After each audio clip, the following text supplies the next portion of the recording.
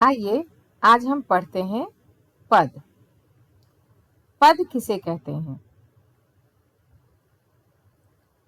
जैसा कि आप सब जानते हैं, भाषा की सबसे छोटी इकाई शब्द कहलाती है। शब्द भाषा की सबसे छोटी और स्वतंत्र इकाई है और यही शब्द वाक्य में प्रयोग किए जाते हैं तो पद कहलाते हैं। वाक्य में प्रयोग किए गए शब्द को क्या कहते हैं? पद कहते हैं। पद वाक्य में प्रयोग किए गए शब्द को पद कहते हैं। आप अच्छे से समझ गए होंगे। भाषा की सबसे छोटी इकाई शब्द कहलाती है और यही शब्द जब वाक्य में प्रयोग किए जाते हैं तो ये पद बन जाते हैं। अगर हमें इसका पद परिचय देना हो तो वाक्य में आए संज्ञा, सर्वनाम, विशेषण, क्रिया, अव्यय आदि का पृथक पृथक परिचय देना होगा। बच्चों, आप घबराइए नहीं, क्योंकि आपकी कक्षा 10वीं में पद परिचय है। इसको अच्छे से पढ़ें और इसको अच्छे से समझें। इसमें ज़्यादा कुछ खास नहीं है, लेकिन थोड़ा व्याकरण जानना जरूरी है। जैसे कि संज्ञा, आप पद परिचय में से शब्द को देख लीजिए कि ये क्या है। संज्ञा है। संज्ञा में या तो आपका व्यक्ति होगा या वस्तु होगा या स्थान का नाम होगा। सर्वनाम संज्ञा के स्थान पर प्रयोग होने वाला शब्द होगा। विशेषण आप जानते हैं, संज्ञा या सर्वनाम की विशेषता बताने वाले शब्द जो है वो विशेषण होंगे। क्रिया कार्य या स्थिति को बताने वाला शब्द। अव्यय जो शब्द अपना रूप नहीं बदलते, जैसे और या पर।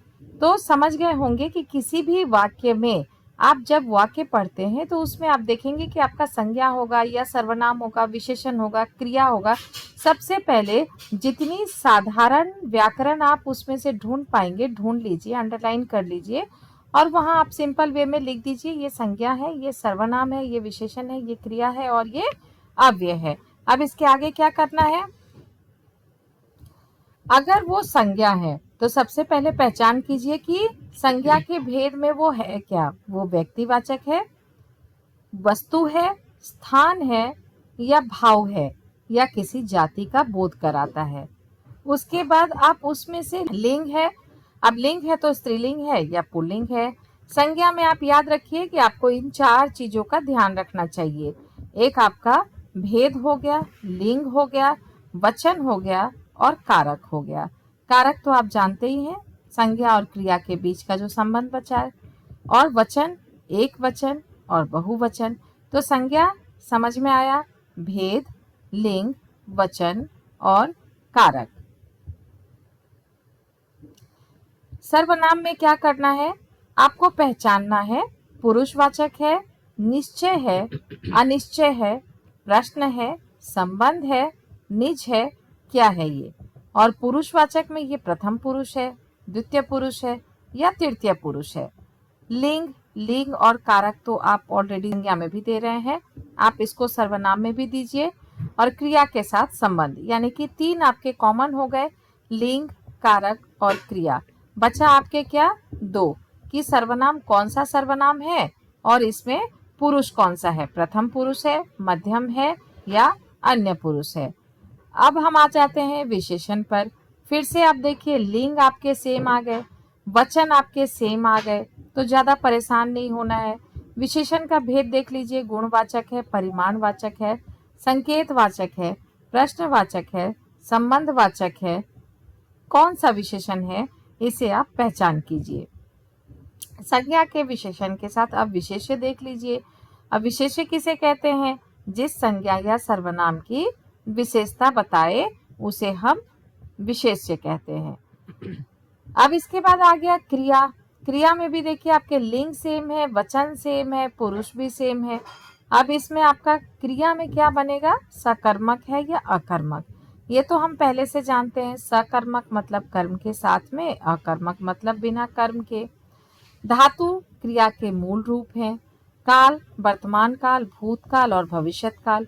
क्रिया में आप समय का भी देखेंगे कि कौन से काल में हो रहा है। जैसे कि मैं 4 बजे पढ़ने जाऊंगा, तो ये आपका समय बताता है, इसलिए ये कौन सा काल है वो देख लीजिए। और वाच्य, ये कौन सा वाच्य है? कर्तवाच्य है, कर्मवाच्य है या भाववाच्य है? प्रयोग, क्रिया का प्रयोग किस रूप में हो रहा है? कर्ता और कर्म। तो बच्चे अगर आपको इतना सारा नहीं पता होता है तो आप सिर्फ इसमें से सकर्मक अकर्मक लिख सकते हैं, काल लिख सकते हैं, वाच्य लिख सकते हैं, क्योंकि ये तीनों ही आपके ग्रामर में है, वाच्य भी है और आपके क्रिया तो आप जानते ही हैं, सकर्मक अकर्मक ये भी लिख सकते हैं, लिंग वचन और पुरुष भी आपको पता है, तो इसके हिसाब से ये अपना व्याकरण अच्छे से कर सकते हैं। क्रिया विशेषण अगर पूछे तो स्थान, काल, कारण आदि निर्देश क्रिया की विशेषता बताना।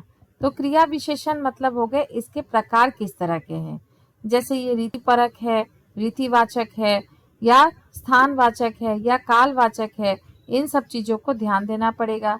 समुच्चय बोधक में आपका संयोजक, विकल्प सूचक, विरोध सूचक, परिणाम सूचक, इस तरह के समुच्चय बोधक में आपको मिलेंगे। संयुक्त शब्द, वाक्यांश, वाक्यों का उल्लेख, जैसे और, परंतु, तथा, इसलिए घबराइए नहीं। समुच्चय बोधक और क्रिया विशेषण आप थोड़ा सोच समझकर एक दो ही लिख सकते हैं कि अगर ये समुच्चय बोधक है जिसमें संयोजक और विभाजक के चिन्ह बने होंगे वे ही समुच्चय बोधक कहलाएंगे। इसके बाद संबंध बोधक है। संबंध में तो आप जानते हैं स्थान है, उपकरण है, उद्देश्य है, जैसे के लिए, के साथ, के बिना आदि जो है वो संबंध बोधक में आ जाएगा। और विस्मयादि बोधक तो आश्चर्यचकित, जैसे खुशी होने वाला, दुखी होने वाला, जैसे वाह, अरे, ओह, ये तो अपने आप से ही आप लिख दोगे कि ये विस्मयादि बोधक है। इसी तरह पद परिचय को ज्यादा डर कर या नहीं समझने वाला चीज ना मान के इसको एकदम इजी वे में पढ़िए और दूसरों को भी सिखाइए और मुझे जरूर बताइए कि आपको यह पद परिचय कैसा लगा। धन्यवाद बच्चों।